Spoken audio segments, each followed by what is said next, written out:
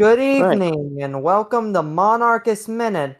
I am William Stout, your host, joined today with Frederick V and Waterkeep, Yep. as well as one of our counselors, a new face on the podcast, Thomas Brightsworth. How are you, Thomas? Yay. I am doing well. It's a good day to be a Yeah. monarchist. It's Yep. always a good day to be a monarchist. But today especially because I'm here. Yeah. But we have an exciting list of topics tonight because we are going to do something that hasn't been done before in Monarchist Minute history. We're going to talk going about to- mental health. We're going to turn inward and ask ourselves the big questions.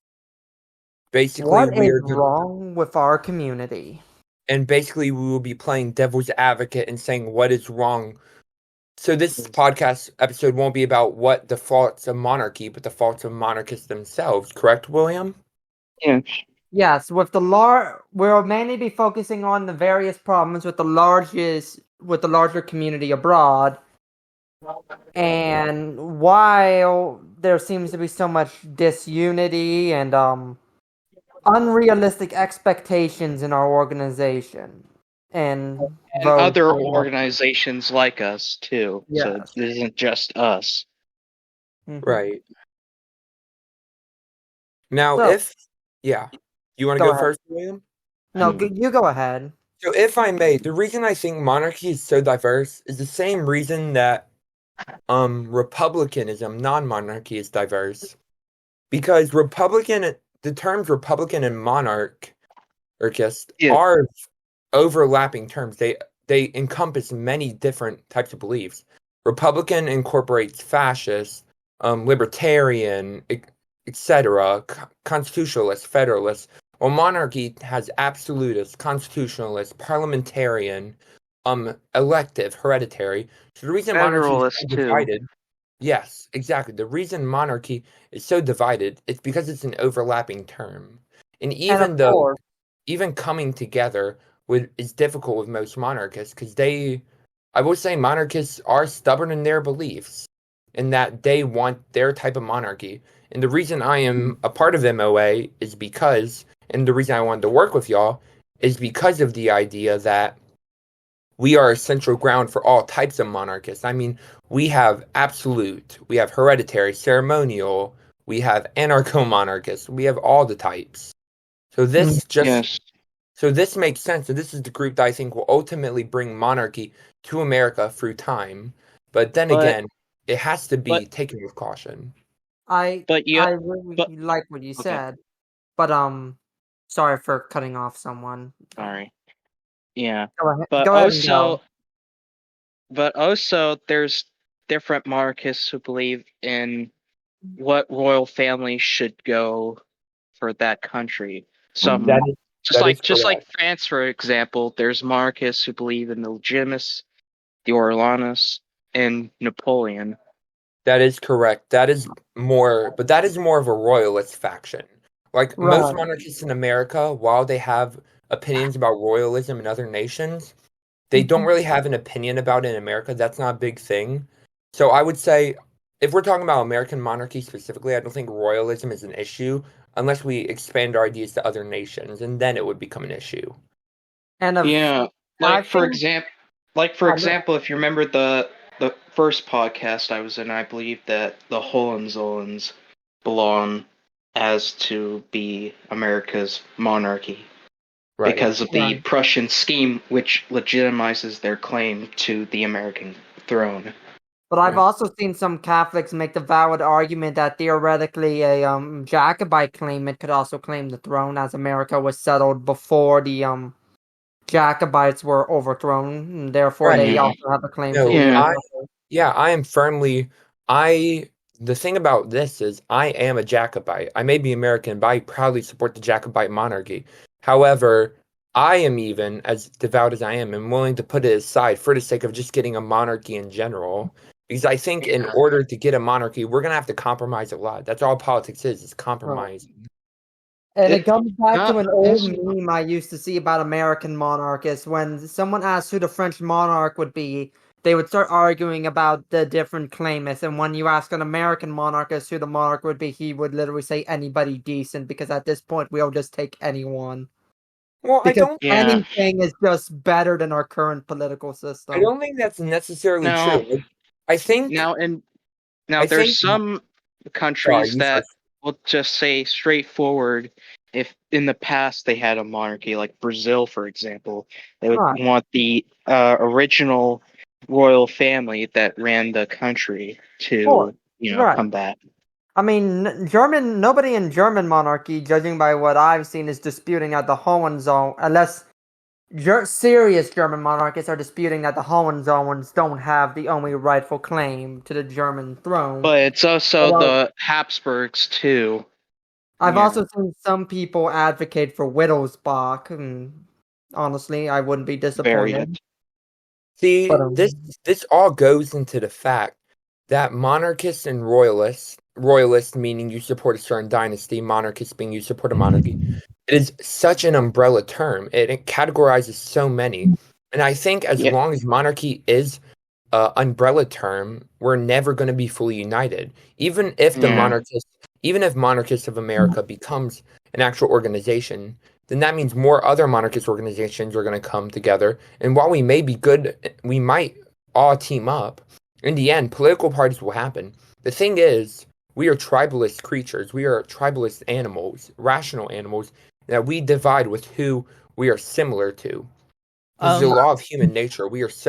If one group is more absolute Catholic monarchists who serve the Pope, they will band together after monarchies become big. If someone's more Hanover ceremonial monarchy, they'll obviously team up. So I think it's inevitable that we are going to be divided.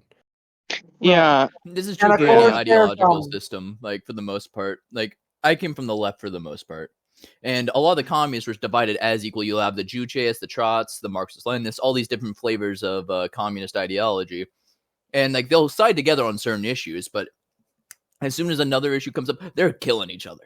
Like this kind of like kill each other in general. There is no infighting quite like leftist infighting. No, fascist infighting outdoes it. They actually shoot each other. Well, to be fair, communists kill each other in general. Well, any extremist ideology or very like ultra like how to describe it? Something that wants to utterly change society ends up becoming violent. In a way, these ideologies become religions in a sense, and there's this sort of kill the heretic. Yeah. Well, that's true for any ideology. Ideology just operates as a theology in the modern liberal capitalist conception of the world. Correct.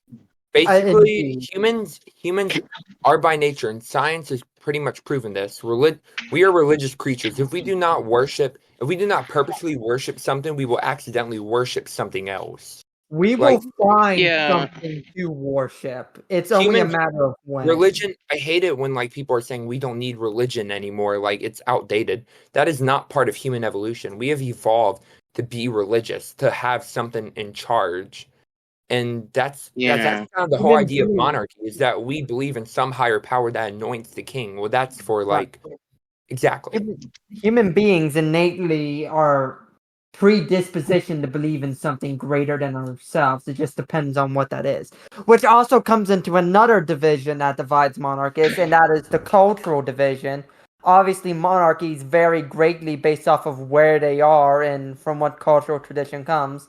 Like, you can't compare the British monarchy to the Japanese monarchy because they're come from entirely different cultural traditions. I mean, yes, the British monarchy is technically the head of the Anglican Church, but in Japanese tradition, the emperor is basically Jesus to them. Basically, of course, that's as a not god. exactly, but I'm not a theologian. I don't pretend to understand Shintoism, but judging by my understanding, that is. Like it's more like he's a representative. Like ever since the weirdness after World War II with how the emperor is defined, beforehand he was part of a holy dynasty, so he was the son of a god, but not like in the same way Jesus. Think Hercules. Yeah, so I know. It's kind of like how the Egyptian pharaohs operated. Mm-hmm. So basically, it wasn't like, from what I understand about Shintoism, I don't study Eastern culture very much. From what I understand, they believe they were like sons of a supreme being who was the first emperor, but they aren't fully God and fully man like Jesus was. I don't think there's any claim like Jesus, but that's off topic. But one thing that's interested me is I've seen this a lot, and I've seen like spies, like FBI people. I've met some who play on this idea with monarchy, mental health. A lot of extreme ideologies, whether it's monarchist, fascist, neo-communist, etc., seem to have a lot of mental health issues. Yeah.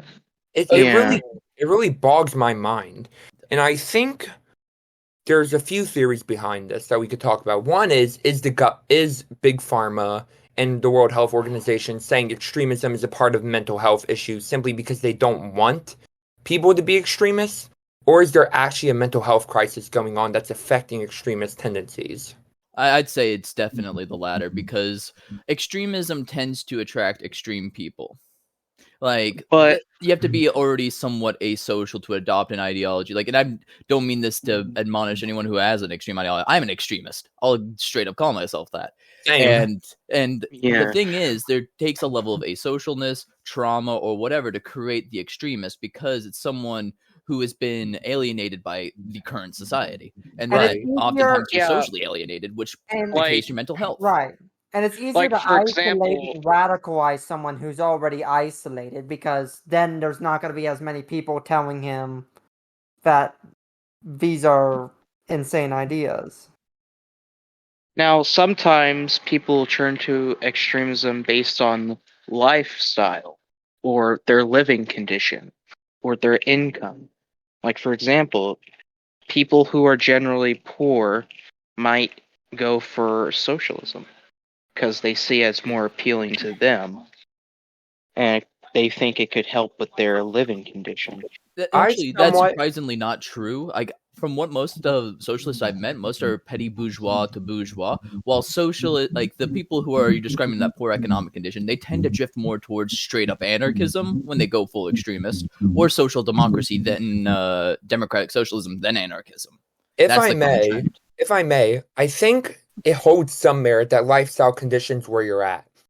But I think mostly in this case of American theoretical ideologies that are very small but very extreme, neo-fascism, neo-communism, neo-monarchy, some others, theocracy, I think it's more of a mental health thing, because when people start studying these ideologies, they are immediately shunned. If you told someone, which I haven't met anyone like this, if you met someone who says, yeah, I study fascism, then you will immediately be looked at as a weirdo.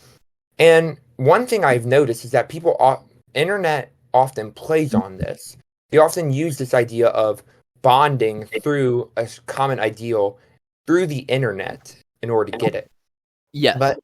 But lifestyle, the thing is, our lifestyle in America doesn't really, unless we have two parties, obviously, Democrat and Republican, and your lifestyle can affect it. I don't think lifestyle affects the real radical theoretical ideologies, because if you look at it from pure reason, there's no reason to. There's no reason why a rich person or a poor person would want to be a monarchist in this day and age. I think it's from one, mental health that makes you hyper-focus, like a form of OCD or autism, where you hyper-focus on certain subjects. Now, you can also get these views from your parents. When someone is an extremist and they grow up in an extremist household, they tend to drift away from that extremist and become extremely moderate. I'm going to use Pete Buttigieg, who's father translated Gramsci, one of the communist writers from Italy. He turned out to be a milquetoast liberal.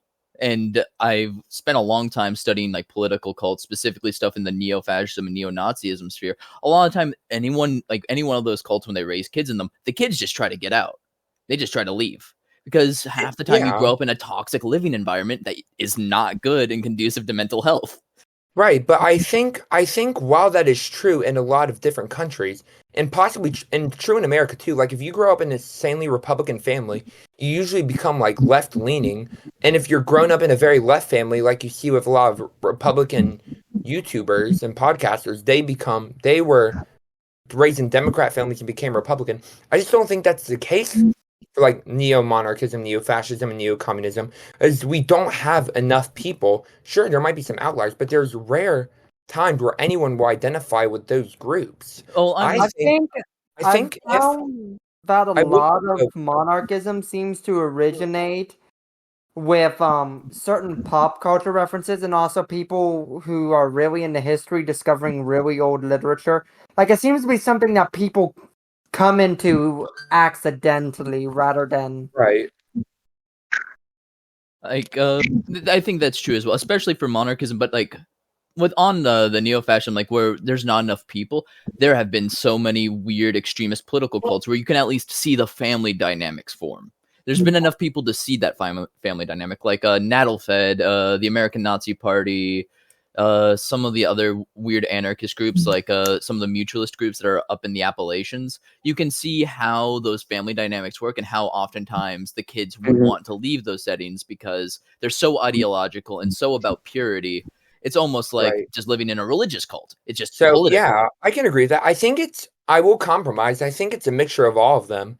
I think one reason people, especially people who like live moderate lives, let's say, I think there's different outliers. So basically, there's the idea that you grew up in an extremist household and that you wanted to get out, or there's the idea that you lived in a moderate household and you felt dissatisfied. Like, I think a lot of people are coming to monarchy too because they feel dissatisfied with the current system, and we are hearing now all over the internet reject modernity, embrace tradition. That's being a part of it. But I still think the major reason for monarchy being so big, and this could be a problem or an advantage, is that a lot of them have the mental health issues, for example, autism, ADHD, OCD, and this is not to bash anyone. Like, it's all right to have that. And like, yeah, but I think the reason is because most disorders that relate to those disorders have hyperfixation tendencies. You will hyperfixate on a certain group, a certain ideology, and you will make that your identity. Like, you could read a book as an ADHD kid, and if you are hyperfixating one, and make your whole identity for like a week. But for some reason, it's lasting for a while. That's my theory. Like, if someone becomes hyperfixated on the idea of monarchy, and then, with the way our government is and the way society is, it's also very, very easy to become disenchanted with our current political system, given how unstable everything is. So if they're then fixated and then disenchanted, it's easy to sort of retreat in and start to come to the conclusion that, this might be a better way. I know that sort of became how I felt under that hole. I was going to say one thing that's worth mentioning also, like when we were talking about earlier with economic issues and stuff like that, there's an intersection between the mental health, the economic position, where your social position is. There's intersectionality actually plays a role here in analyzing the mental health. Like there's so many things that combine to create a person that's hard to pinpoint the one cause out. No, I don't think there is one cause. I think it is multiple factors. Oh yeah, it has to be. If it's anything less than that, and then it's not accurate. I think one thing we're missing though is, I think one thing we didn't discuss is the fact that we have technology that allows information to spread so fast. Like, we know more about medieval history than we ever have. And like, even with medieval history, we now see everything all right? Mm-hmm. Sorry, it was glitching out for me. But we have access to all this history, especially with like royalty shows on the rise. We can now look into that and pick sides. And even if we have biased media, we can still look deeper. The thing is, there's so much information out there that people are seeing these other government ideas because, like, well, one, the hyperfixation leads to the disenchantment, which leads to the research, which ultimately leads to the extremism. It's much more complex than that, but it's just really interesting how the spread of technology has created a lot of them. It's not only created the mental health issues, but the extremist issues we have today. One of the things I always recommend. No joke. Like, a joke about Paradox games and their consequences. I was gonna bring up Paradox games. I didn't feel like it was the proper joke to make at the time when discussing mental health. But I think Paradox games are actually a huge role in this as well, because people who are alienated, they tend to be gamers. Gamers then research like the stuff that are in the video games. Like I met so many people who became an anarchist, a fascist, a syndicalist. Kaiserreich single-handedly revived the syndicalist ideology. I said it once and I'll say it again. And it's so weird to think about. It's like, so stupid to say, but it really did. No, I would say EU4 plays a smaller part in it when you get to play as the Papal States and take over and become a kingdom of Italy, kingdom of God. Mm-hmm. Yeah, like all these things, like because it's some media that people interact with. Like games are a form of art that people engage with and take to heart. Like, people don't want to acknowledge art as video games. Gamers sometimes don't want to analyze video games as art, but they are art in some way, shape, or form, and they have a message. And this is why one of the early missions that we came up with when we established MOA is that MOA isn't just going to be a political movement, it's also going to be a movement about fraternity and brotherhood. And part of the original idea of MOA was to help find people who are isolated and possibly at risk for extremism and give them an outlet where maybe they could find some brotherhood, find some help, and sort of de-radicalize themselves gradually. And that's why we have things like the bro support chat, and we have such a strong emphasis on talking to each other and coming to each other when we have problems. We want to support each other and help each other with our mental health issues. I want to say, I just thought of a quick poem that I write poetry, so this is one quick thing I found. Video games are art, and they are a part of our heart. If you keep playing them, you'll be an old fart. Genius. Glorious. Yeah. Oh my, what a new Monarchist of America poetry chat? Thomas, old man was talking. Oh, no, sorry, my bad. Let the wise old man speak. Let the wise old man. If I were to say something, it would, after everything discussed, be a bit rude, don't you worry. That was the thing that got you all silent. Wow. Kids these days. One thing I do want to bring up. We just might hear what you're going to say, though. The role of the internet with radicalization. Like, I recommend anyone who's listening, like, to go to the SPLC website and just look at the hate map, how it evolves from 2000 to modernity. You can see a direct shift on the areas that, like, where KKK groups were grouped up, slowly shift northwards. And I think that's because, like, groups like New England and such like that, like, have like this higher level of alienation because, and also the Rust Belt, because they're economically downtrodden. I can tell you that the Rust Belt is, as someone who's from the state of Ohio, the Rust Belt is definitely a powder keg for extremism. Especially if maybe we start getting some classical socialists and people start really becoming educated on what socialism is actually about, not the bourgeois American watered down democratic socialism, but like real socialism. Because there is enough impoverished, neglected workers in here that there could be some very, very big red hydras coming out of the Rust Belt if given the chance. Yeah, no, that's why groups like back in the day, the guy who started the Unite the Right thing in Charlottesville, he was from that Rust Belt region in West Virginia. Like, that area breeds like this weird anti-capitalist fascism for the most part, because a lot of people can't really conceptualize of a non-national, or like, I don't know what I'm trying to say. I lost my point. Sorry. I want to add a little bit and move to the next topic slowly, because I think the mental health issues and the urbanization of the cities and the extremism, I think this has ultimately led to unrealistic expectations of government and how we would form them. I honestly think that this is why I think mental health is such a big thing I call it neo-traditionalism, where we're taking more traditionalist government forms or different ideas and bringing them back in a modern way. I'm going to be writing something on that, hopefully. But basically, I really think... Oh, Frederick, you can go if you want. Right. So the real reason that I'm a monarchist isn't just because of Lavender, that guy, if you remember. Yeah. But it was also when I took a look at our government, I really thought that, the government has failed the people when it comes to, they chose more towards foreign policy than actually caring about the people. Right. And I will say that makes a lot of sense. And its consequences.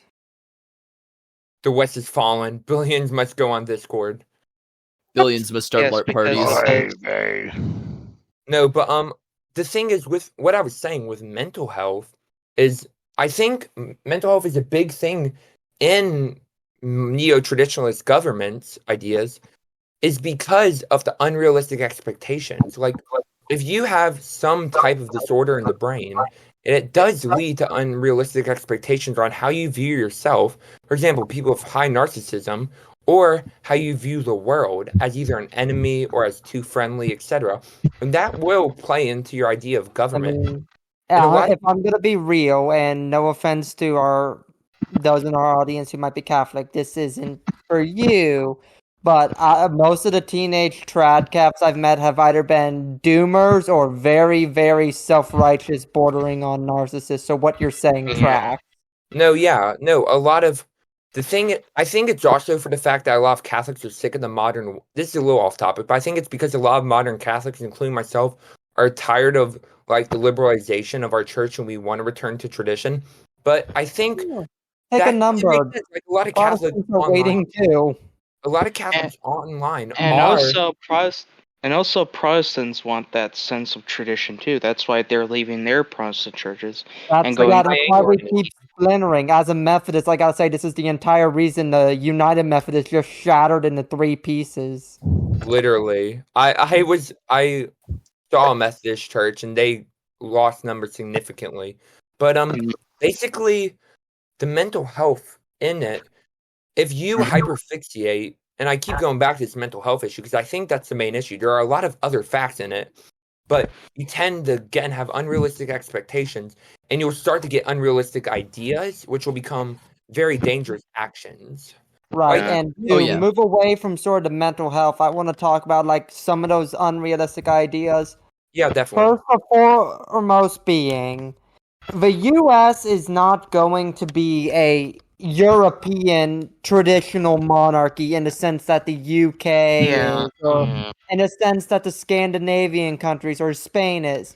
We're going, and I've always said this, and this is why I've always favored a more Caesarist approach, because I truly believe that America is going to have to sort of go through the phases, sort of like Rome did.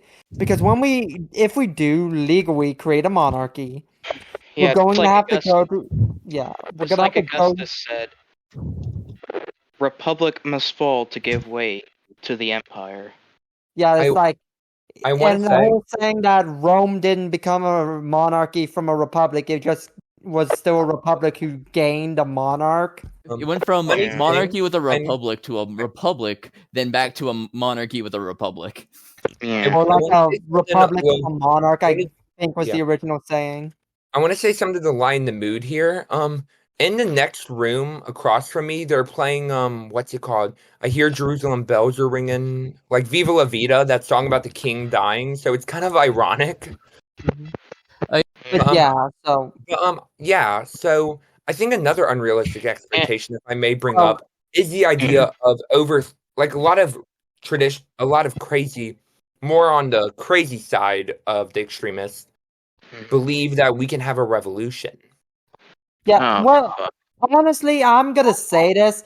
MOA has never supported the idea of political violence for the sole and overwhelming purpose that not only is civil war bad and should never be looked forward to, but also because it would completely delegitimize the movement. If we overthrew the government illegitimately by force, the only thing we would serve to do is basically vilify us in front of the entire world, and our entire premise would lose all legitimacy. Yeah, like if democracy is to end, it has to end on democratic terms. Otherwise, any following up system is just going to be illegitimate. Yeah, well, it could be done via an auto coup, but like that then is very scuffed. Like when Fujimori tried to do an auto coup in Peru, it immediately backlashed and the people revolted, and that's how we got the fucking weird Maoists up in the hills that boil babies. Yeah, But if a civil war does happen and it's between Republican right and the Republican left, then we monarchists would have no choice but to partake in this in order to establish our system. We're already Well, I in. think We don't even. Well, I think if it really came to that, what we should do is sit out and try and instead be the sort of third position that's not advocating for violence, but is looking for reconciliation, peace, and a way to Exactly. keep this from ever happening again. Yeah, if Like, I may taking build side in off, a civil if I may build war. off of what Williams said, I think the main idea is if there was like a political civil war, a social civil war, or even a real civil war, the best thing we could do is start to grow as an organization, get funds. We could also make charities housing, and we could promote our ideas through charity and helping people. Because We need to be the better people in that situation. right, Yeah, and Yeah. like with a civil war that occurs, like one thing that could also be argued is that we're already in a civil war. We've been in something that's like the Italian years of lead since the 80s, since like the Absolutely, rise yeah. of like radical fascism, mass shooters. Yeah, Like we had leftist terrorists in the 60s. They kind of died out, but the Nazis took their place after Vietnam. We've been in that civil war and we're not picking sides. We're not going with, oh yeah, we need to side with the Oklahoma City bomber, or critical support to them or whatever the hell. Like we are remaining neutral by not advocating for political violence. The Civil War will never be like the old days where it's military on military. But if we were to partake in the Civil War, we would say that we want it, after it to be democratic, kind of like, because we're not choosing for extremism in a way, Right. because that's not what people want. And that goes into the next unrealistic expectation. Like it or not, America is never going to be an absolute monarchy. absolutely. Yeah, And I because we take a look at the. I think I have some Nor experience. should America honestly ever be a country this big with this many different regions and this diverse of subcultures. It's not feasible. I want to say I have a lot of experience with this. I am a Catholic. I am a traditional Catholic, semi-absolute monarchist. I believe in councils, but that's a completely different story for another time. I actually appease more. My mind goes more towards absolutism. But the thing is, the reason I'm still a part of MOA is because I consider myself quite rational in knowing that's not going to happen. Like, I know America's not going to get a traditional Catholic absolute monarchy that serves the Pope. But That goes into my other one, actually. Hang on a second. Go ahead, Frederick. So I know another popular position, and that's mainly from a guy that I know. So he says if America was to become a monarchy, it should be like an elective monarchy. Like the Holy Roman Empire. We did originally consider that idea, but what ended up happening is that we figured that the same problems that plagued the Republican system would inevitably lead into the elective monarchy. Right. So we figured having a hereditary system would help segregate the royal from the more oligarchic politicians. The only elective monarchy I actually support, unironically, is the Vatican. It's not even like any other state. It's a church. But elective monarchy will only make people crave power even more and fight for it. When you have a dynasty and hereditary monarchy, you are trained from birth. But other people, when you allow them to get the certain chance of power, they will take it and it will only cause more political trauma. Like, if you see what's happening, even in the Vatican, there are factions that are fighting to become Pope, and it's scary. Hereditary elective monarchy is dangerous. Yeah. Yeah, but anyway, and back to what you were saying, Thomas, I think the religious aspect also goes into an unrealistic expectation. Like, I see a lot of people, and I'm not going to say it again. I have a lot of friends who are Catholic. I have great respect for Catholics. And in fact, the Catholics in my life, I will say outright, have helped me to become a more religious person in myself and helped me find my faith. That being said, however... You're welcome, by the way. Again, that being said, however... I think it'll be a cold day in hell before the U.S. actually becomes a Catholic state. And and there are three main pillars for this. I don't think that will ever happen because the majority of America is Protestant. Now, I'm not saying that there isn't Catholic enclaves. There is Catholic in this country because of the, immigrants coming over, this and that. But unrealistically, there's no way that America will become a Catholic nation. Yeah. Like, I would love a Catholic monarchy, and if we got to that point, I would support one. Like, if we had to have an election for monarchs, that's inevitably what's going to happen because we don't have a succession, I would pick the Catholic monarch. But the thing is, even I know, as the trad calf with the papal pirate symbol, that's not going to happen in a majority Protestant country built on Protestant ideals, breaking away from a Protestant king. It's infeasible. And that goes into a even that's what I was saying.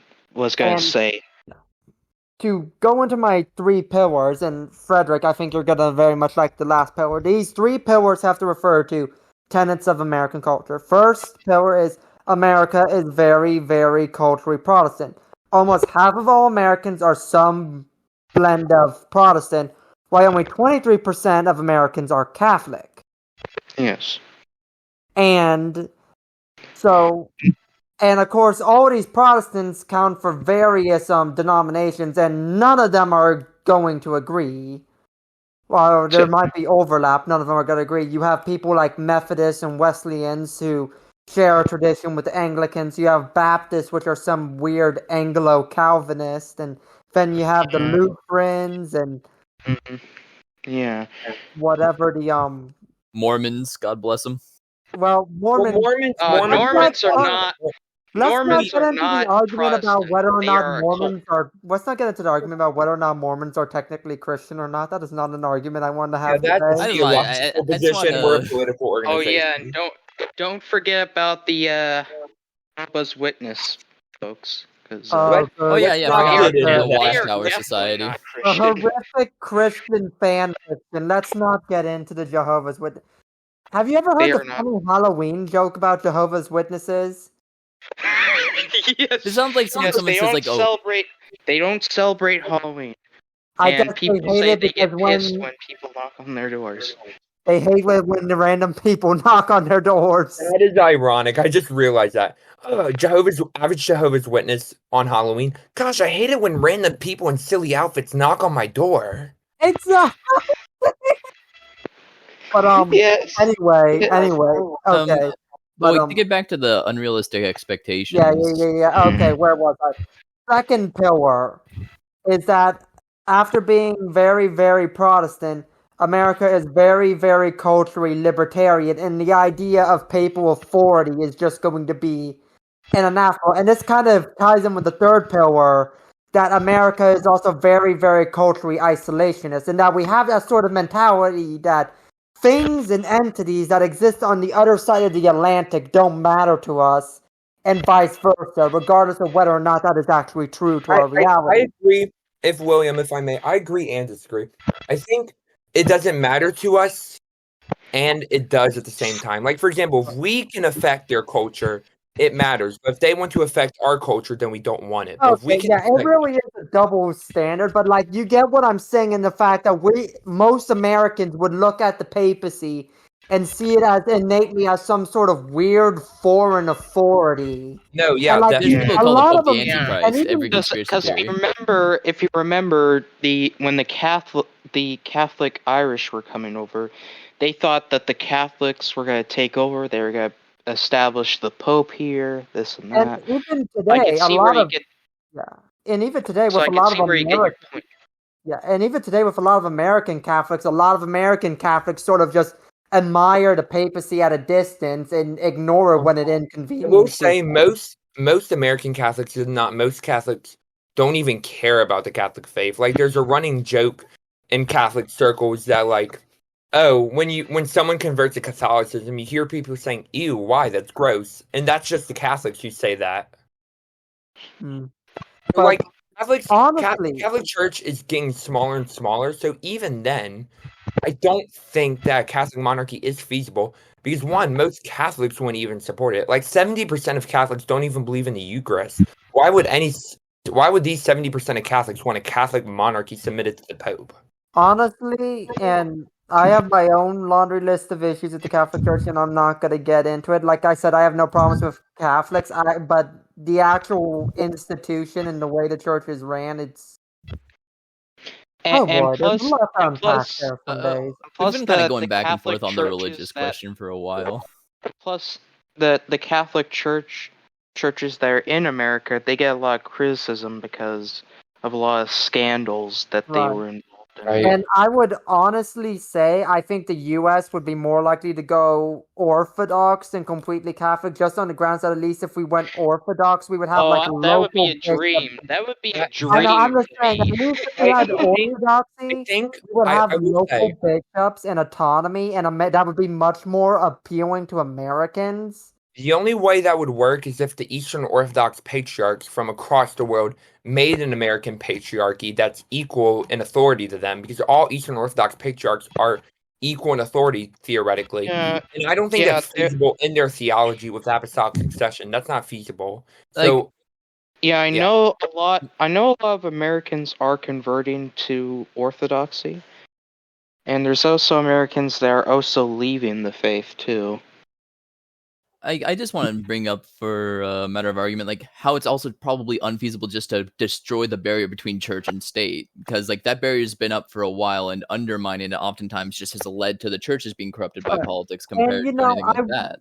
I wouldn't say America is innately a secular state, but we are innately a pluralist state in that all religions are treated equally, rather than all religions are just equally disregarded or ignored. Yeah, if I may, this is my theocratic tendencies, but as much as I understand treating other religions with dignity and respect simply because they're different beliefs, I do think, however, wait, hold on, I'm trying to remember my train of thought.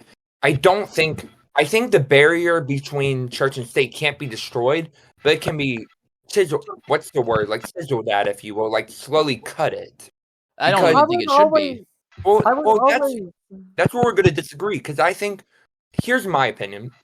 The state should protect the churches, but the religious morals should influence the state. Because morality actually came from the concept of religion. Now, we can agree and disagree, but like morality is tied into religion. And if you drop religion, you mostly drop like most modern morality and laws.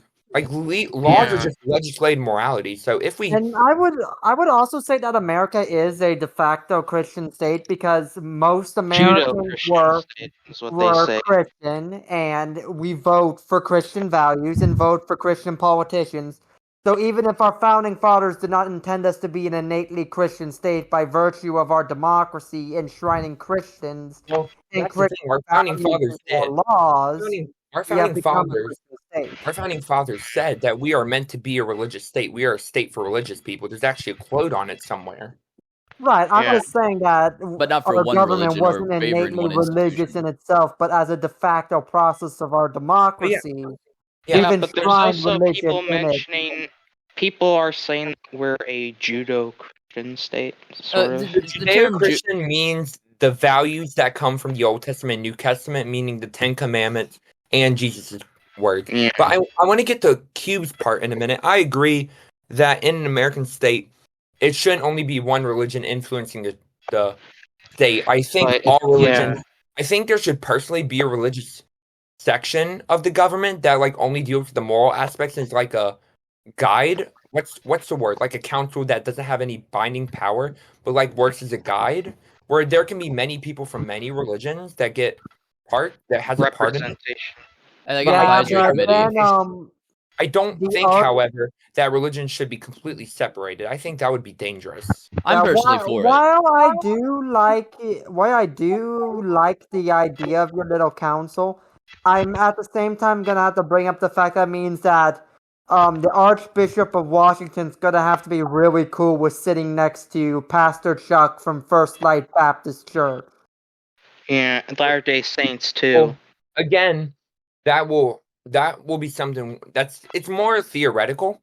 And again, we don't even have to get Archbishop. We can get like major theologians, canon lawyers, etc. for Catholics. But the American Church is more willing to talk to other religious groups than we think.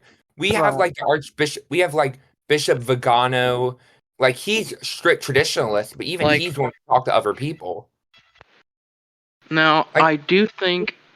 Now, this is coming from a Orthodox viewpoint because I am Orthodox. I think that America should have its own patriarch because there are Americans that are converting to the Orthodox faith. We're just not seeing it in a very bright value. So I want to say, Frederick, if I was Orthodox, I would support that.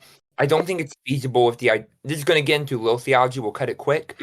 I think it's not feasible with the type of apostolic succession. For example, the apostles went to different parts of the world, which created the Orthodox and Catholic churches. Peter went to Rome. Thomas went to Ethiopia, etc. So, but none of the apostles went to America. So technically, there couldn't be a patriarch of America. It'd have to be under another Eastern church, which would only make it just as bad as the papacy. Yeah, and that's what really makes. For me, I honestly go to my Greek Orthodox Church.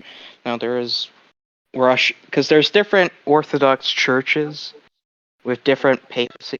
I mean, different patriarchs.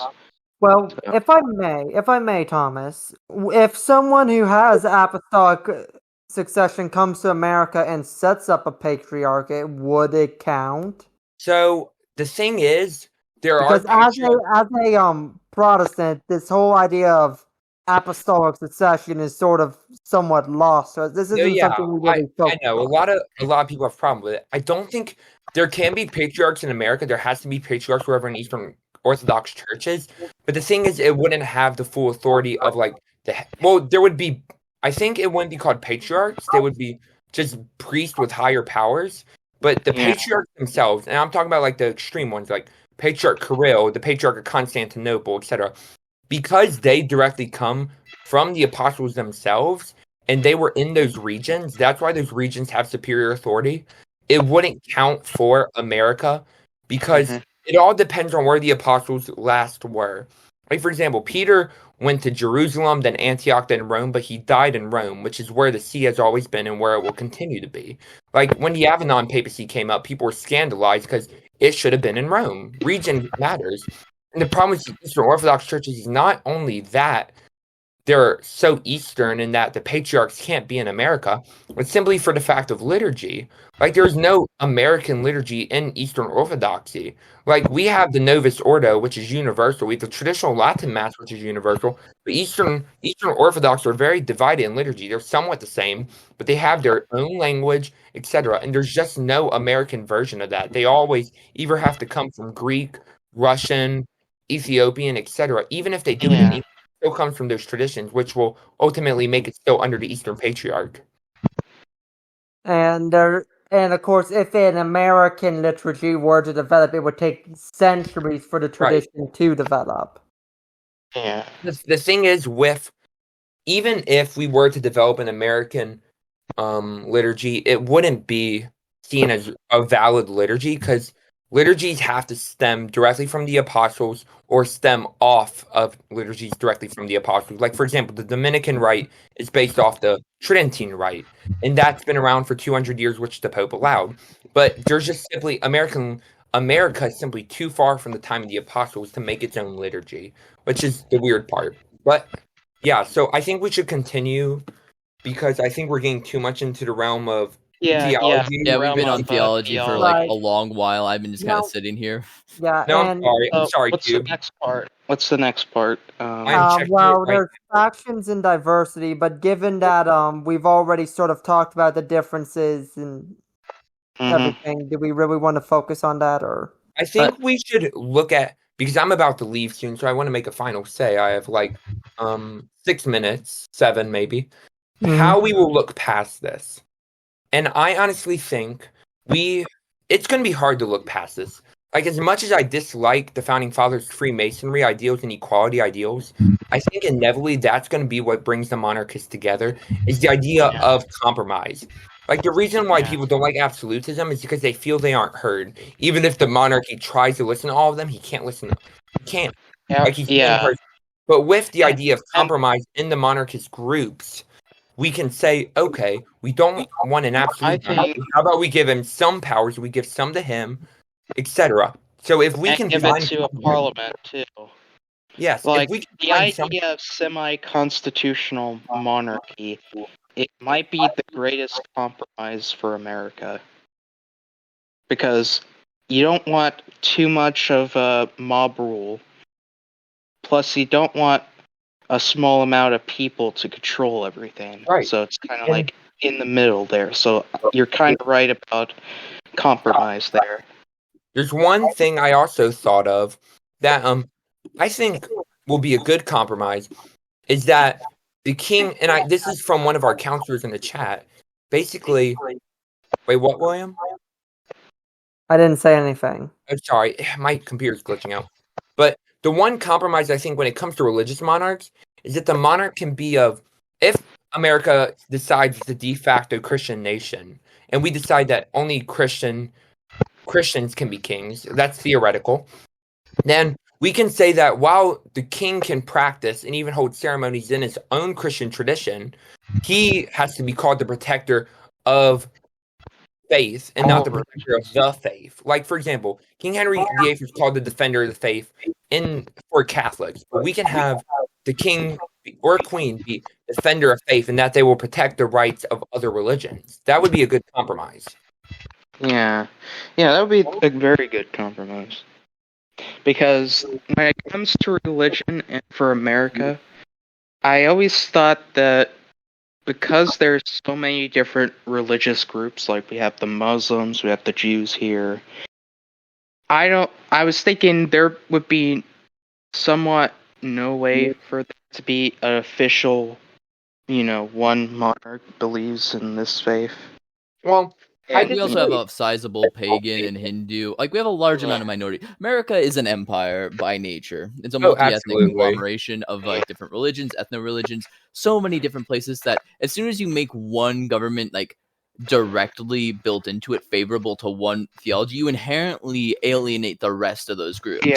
You exclude them from government and soul. I agree, but then again, and that's what scares me a little bit. Gentlemen, one person at a time. Frederick, go ahead. Right, and that's why it scares me a little bit, because if we were to establish our monarchy, if the government decides to, kick the boot, let a monarchy in, it would probably collapse if it doesn't, protect other religious groups that think that this is not for them, that kind of stuff. Well, the reason I say it should be a Christian monarch at most, and this can include Mormons and Jehovah's Witnesses too, and Oneness Pentecostals, is because we are a de facto Christian nation. Like, everything has to be built off of something. Nothing is built in a vacuum. And since America is a de facto Christian nation, while paganism is on the rise, while Islam is getting bigger, and traditional Islam is bigger, and etc., we are still a de facto Christian nation. I think we always will be because of our roots. Now, and remember, everyone, as chaplain of MOA, I have to remind all Christians watching this, it is not in the nature of Christians to persecute others. Exactly. No, I agree. We are supposed to be the peaceful ones. We are called to defend our faith, but we are offensive with preaching. We are defensive when it comes to fighting. We never strike first. But remember, the ones that are blessed are the peacemakers. No, yeah. But I will say, so while we got that out of the way, so no one better claim that MOA is advocating violence, because we're not. We advocate against it. But just to make sure, but I'm about to have to go soon, so I want to say, I think the best compromise we could do currently is possibly make it not dogmatized that the Christian monarch has to be a certain religion. I think in order to compromise with most Americans, especially with Protestant beliefs, that the monarch can be any form of Christian, and once we get a more diverse set, we could possibly change the more religions. Now, y'all can be free to discuss that. I have to go. Thank you for having me on, William. Yep. Have a wonderful night. Have a wonderful night. Thomas. God bless you. I hope to be on next time. Thomas Brightworth is out. All right. Well, does anyone else have any final remarks? We're getting close to the end here. One of the things I would want to mention is also, like, even outside of the monarchist, like, there's variation among monarchists on what form of monarchy. There's so much differences in economic and basic social perspectives that it's honestly a beautiful thing that MOA is able to stand and share space. Like, most other groups I know for a fact would just exclude people if they were of one inclination or another, right or left. Like, this place is open to all, which creates a pluralist society, which creates a pluralist monarchism. And I just want to say that's great. And part of that is that since American monarchy is such a new and radical concept, is we're trying to get input from everywhere in order to brainstorm something that makes it isn't really new, because because you look in the past, we had what was that guy, Joshua Norton? Okay, I love me an Emperor Norton as much as anyone, but he's kind of just a lunatic. Okay, Norton honestly embodies the American spirit, though. Like, I think Mammoth left a bit ago. I'm not saying he's a bad dude or he was a bad idea. I'm just saying we can't use him as a serious example of American monarchism. Honestly, I'd argue that you could, because the absurdity of the American life. It's kind of like Hunter S. Thompson. Norton was the Hunter S. Thompson of his day. And Hunter S. Thompson, I'm sorry. Very interesting journalist. He spent time around the Hells Angels. Fear and Loathing in Las Vegas is one of his more famous works. Great book, I recommend it. But he encapsulates the American spirit in such a way that it feels like if someone like him was in charge, it's like having how people reacted to John Fetterman initially when he got elected, where he was just kind of like a dude who was elected to office. Harry S. Truman, just a guy, one of the greatest presidents out there, glassed 2 cities. And another special mention is some of the founding fathers also believed in the idea of a monarch. Yeah, like Hamilton. Hamilton, and who else was it? It wasn't just Hamilton; it was others too. I forget I know von Steuben was supposedly the inside contact that was going to try and get a Hohenzollern in the U.S. Yeah. America's first drill sergeant, who I would also say, for another controversial note, also might be America's first openly gay member of the military, or at least closeted, because there is speculation in that, because that's why he was kicked out of Europe. Yeah. I mean, it's an interesting historical footnote, at least. Mm-hmm.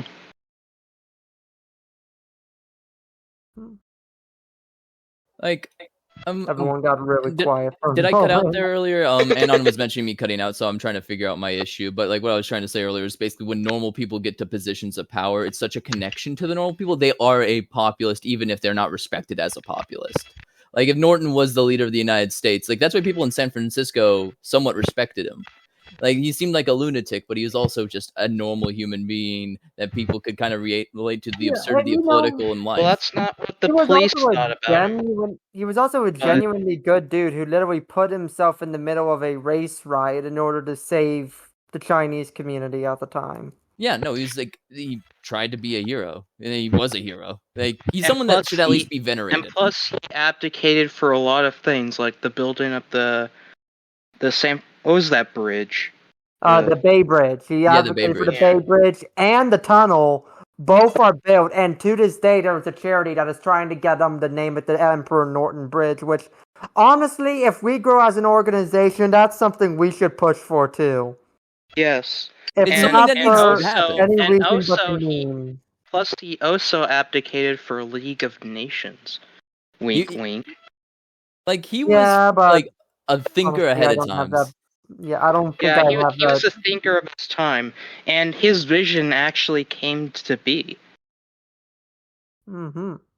Although I will say I don't have the most positive opinion of the UN for various reasons. Well, the UN and the League of Nations both failed for very complex geopolitical reasons, but the idea is sound, is having a place where the UN serves its purpose as being the whipping post of the international community, so they can go out there and complain without having to shoot each other and risk escalating it into war.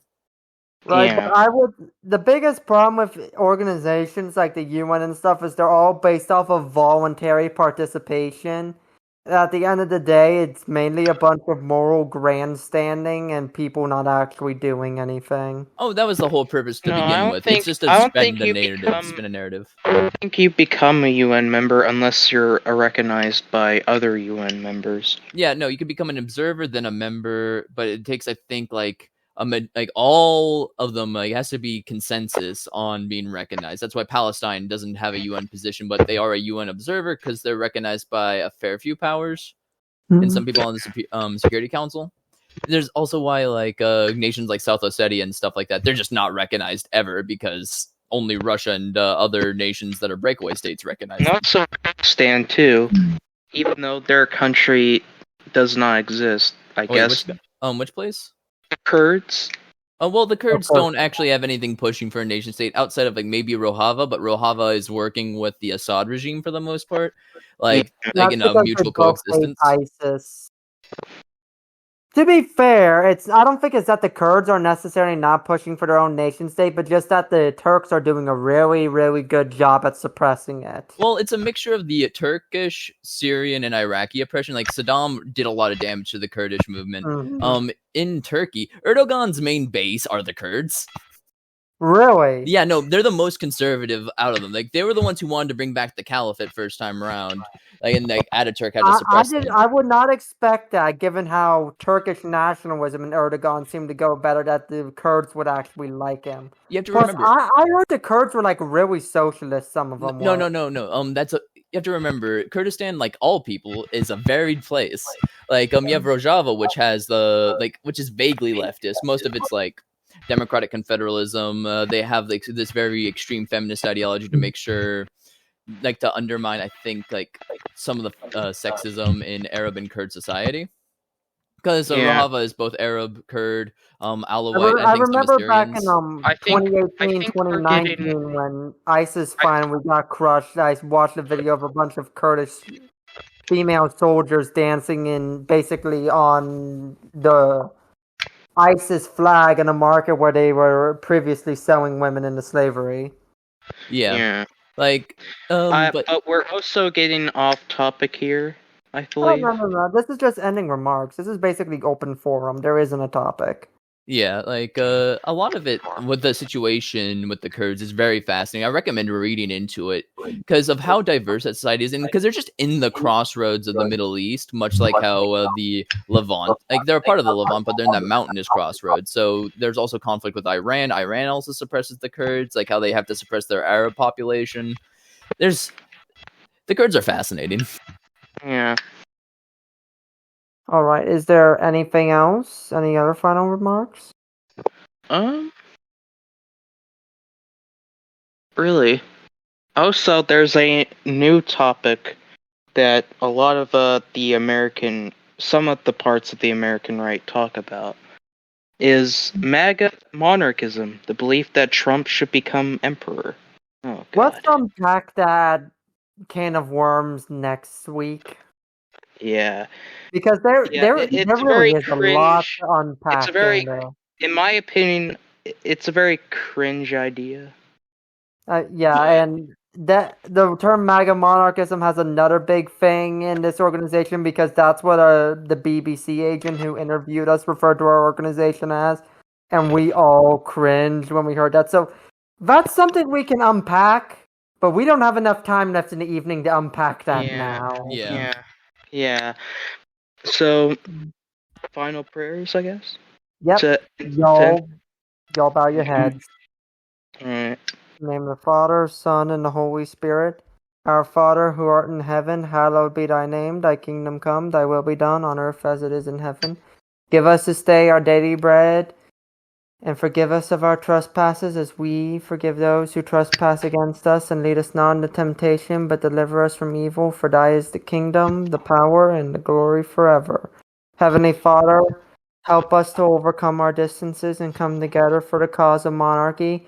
Help us to stay reasonable and rational and have realistic expectations.